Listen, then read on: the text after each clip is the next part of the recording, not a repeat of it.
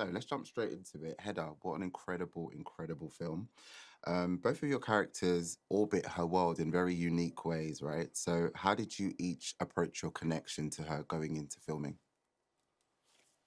Please, over you. Okay, in we go.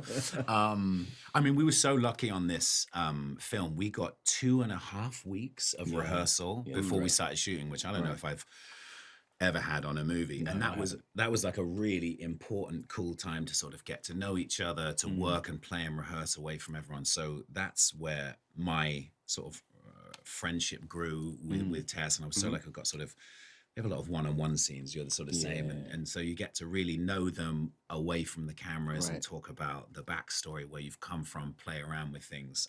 But she's so brilliant, and what I think is fascinating about this piece is really we're all in relation to Hedda, right? It's her story, and it's the characters that come in, and she's different with every single person. She's playing games with every single one of them, so it was fascinating to connect with her from your character's point of view, and then see her turn it onto Nicholas or Nina or Imogen, and her little shifts in character was fascinating.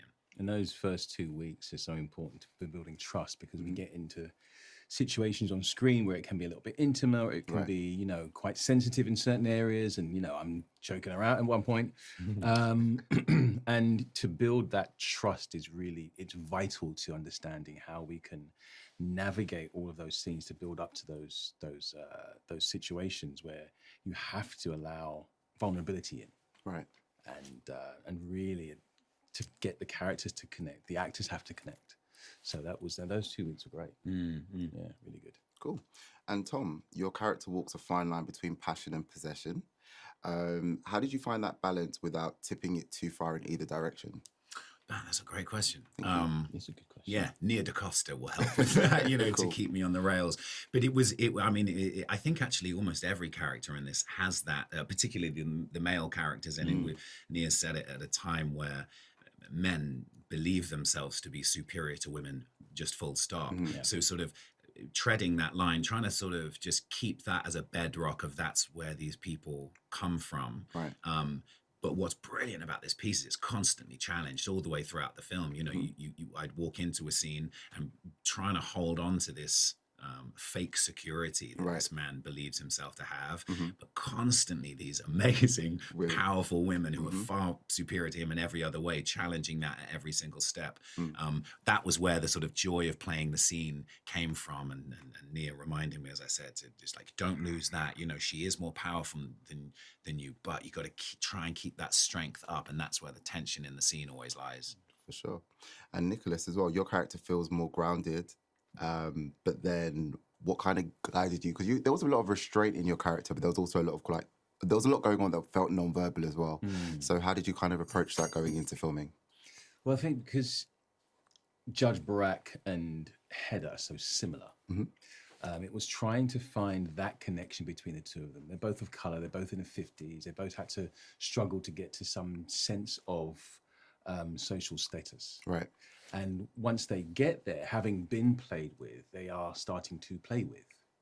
And so the two of them kind of got that connection, and navigating, you know, that world with those people was really interesting, trying to find those textures and layers, trying to not step outside of who you are, but still manage to put a mask on as to who you were presenting to be.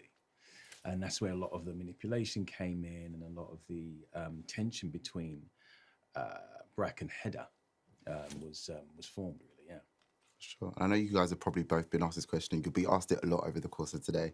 But what do you want audiences to take away from seeing Hedda?